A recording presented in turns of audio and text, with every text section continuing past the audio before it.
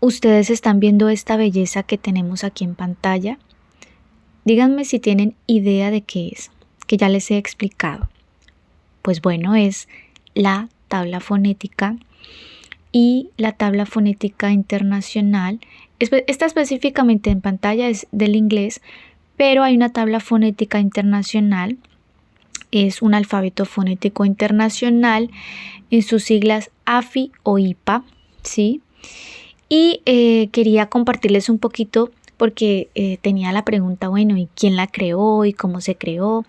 Y este video corto y sustancioso es precisamente para explicar un poco y entender un poco qué es esto de la tabla fonética, cómo funciona, quién la creó, cuándo se creó, etc.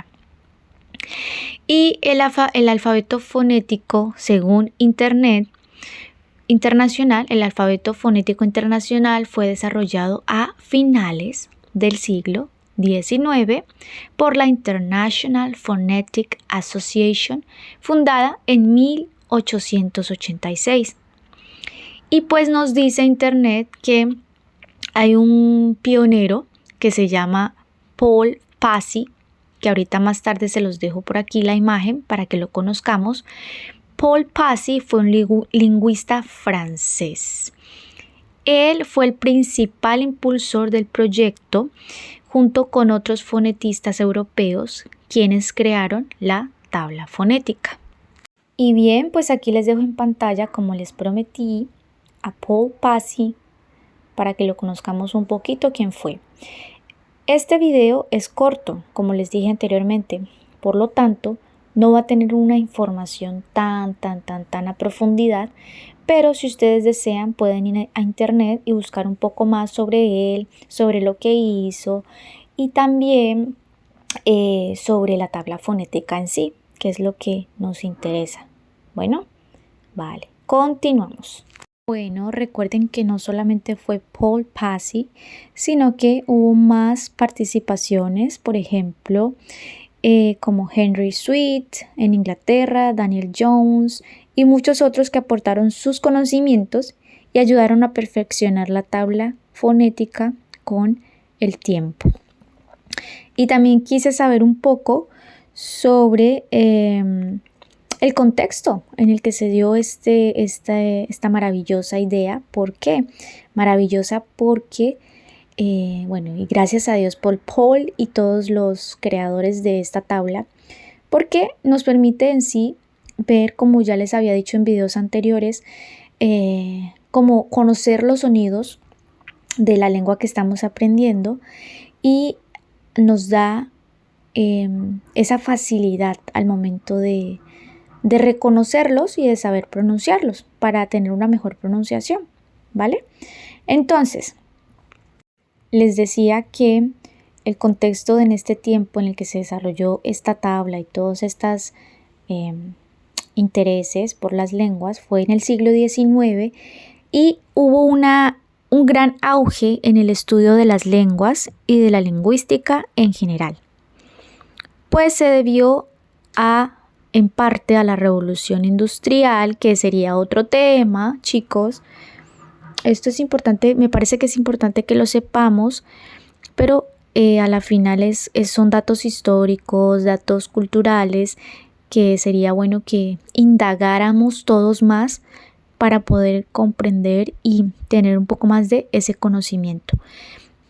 Que a la final esta tabla pues tiene su historia. Usted la vemos, pero la vemos así a simple vista, sí, una simple tabla, pero realmente detrás de ella hay mucho trabajo. Y bueno, pues en la revolución industrial se impulsó en la comunicación y el intercambio cultural y también la expansión del colonialismo. Como les digo, sería bueno ahondar más, profundizar más en este tema. Yo solo aquí es como un panorama general, ¿vale? Esto llevó a un mayor contacto entre diferentes idiomas y culturas. Además, surgieron en ese periodo avances en la ciencia y la metodología, lo que motivó un interés más sistemático por entender cómo funcionan los sonidos y las estructuras de las lenguas. Todo esto llevó al desarrollo de las tablas fonéticas y de la fonética como disciplina formal. ¡Qué maravilla! ¡Qué maravilla, chicos! Poco a poco vamos a ir aprendiendo más sobre los sonidos, sobre la tabla fonética, sobre las pronunciaciones, etc. Pero esto va para largo. Continuemos. ¿Por qué se creó la tabla fonética? Dice Internet que la idea era diseñar un sistema único y entendible, consistente, para representar todos los sonidos de todas las lenguas del mundo sin depender de la ortografía de ningún idioma.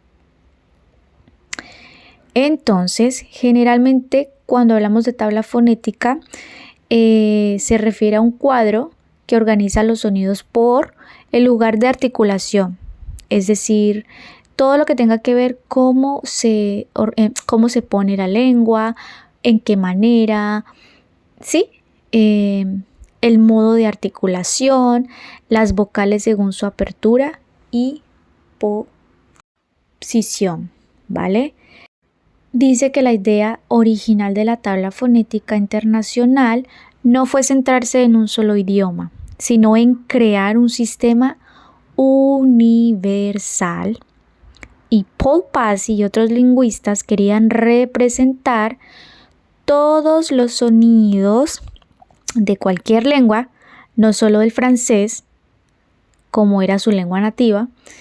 Por eso la tabla se fue desarrollando a partir de la observación de sonidos de muchas lenguas diferentes y se ajustó con el tiempo para incluir sonidos que no existían en el francés. Así que es una herramienta global. ¡Wow! La idea principal es que la tabla nos permita ver y reconocer todos los sonidos posibles que existen en cualquier lengua del mundo. Cada símbolo representa un sonido específico, así que con un poco de práctica puedes transcribir y pronunciar palabras en idiomas que tal vez nunca has estudiado antes. Es una súper herramienta muy versátil y poderosa cuando la aprendemos a utilizar. Y bueno, aquí podríamos preguntarnos, bueno, pero ¿hay tablas fonéticas específicas? Si yo voy a internet y busco, por ejemplo, la tabla fonética del inglés o francés o español, ¿me va a parecer muy diferente una de otra? Pues bueno, lo que sucede es que aunque el alfabeto fonético internacional es el mismo para todos los idiomas, lo que cambia es qué símbolos se utilizan para representar los sonidos específicos de cada lengua. Por ejemplo, el inglés tiene ciertos sonidos que no existen en francés y al revés o viceversa. Entonces, cuando buscas una tabla fonética específica de un idioma, verás que se destacan los sonidos que son propios de ese idioma, pero la base de la tabla fonética siempre es la misma, así que en definitiva se complementan entre sí. Y bueno, Internet también nos dice que la base incluye todos los sonidos que se consideran universales, como las vocales, por ejemplo, las vocales frontales, centrales y posteriores, y también las consonantes que se clasifican por su lugar y modo de articulación. Por ejemplo, tenemos las oclusivas, que más adelante lo vamos a ver, fricativas, nasales y etc. Luego cada idioma toma estos sonidos básicos y los adapta o los combina de una manera particular. Así que, en esencia, esa es la base común para todos los idiomas. Como se los dije anteriormente, la fonética es una ciencia o una rama de la lingüística Este tema es muy importante que entre aquí porque la fonética es la que se encarga de estudiar los sonidos del habla. Analiza cómo se producen, cómo se transmiten y cómo se perciben. Esto incluye estudiar la articulación de los sonidos, la acústica de esos sonidos y también la percepción auditiva. ¡Wow! ¡Qué interesante! En resumen, la fonética nos ayuda a entender cómo funcionan los sonidos en cualquier lengua y cómo se producen y se interpretan. Bueno, y también se me vino a la mente como la pregunta, ¿se usaron herramientas especiales o solamente fueron libros, lecturas, investigaciones o alguna herramienta física especial? Y Internet me dice que en esa época se comenzaron a usar herramientas más especializadas. Por ejemplo, se desarrollaron diacríticos y símbolos fonéticos, diacríticos como tildes, etc., que luego se formalizaron en el alfabeto fonético internacional. Ojo aquí, también se utilizaban grabaciones tempranas, lo que podemos hacer hoy día, chicos, pero de otra manera, ¿no? Grabaciones tempranas, aunque un poco rudimentarias, para estudiar la pronunciación. Además, los lingüistas usaban instrumentos como el palatógrafo o el espectrógrafo para analizar con mayor precisión los sonidos. Así que hubo una combinación de herramientas teóricas y también tecnológicas. Muy interesante tema para profundizar, chicos. Espero les haya gustado. A mí me gustó mucho. Quizá hay palabras muy técnicas, hay que buscar el significado si no lo entendemos, chicos. Igualmente seguiremos profundizando en los sonidos, que es lo que más nos interesa, la práctica. Esto es teoría. Yo sé que a veces la teoría puede parecer un poco cansona, aburridora, pero es necesario porque somos gente integral, ¿vale? Y eso es lo que nos interesa, ¿vale? No solo la práctica, que es para mí es lo más importante, pero también hagan de cuenta, la práctica y la teoría son dos hermanitas que no se pueden soltar de la mano, ¿sí? Entonces, muchísimas gracias, espero les haya gustado. Muchísimas bendiciones y nos vemos por aquí después. Bye.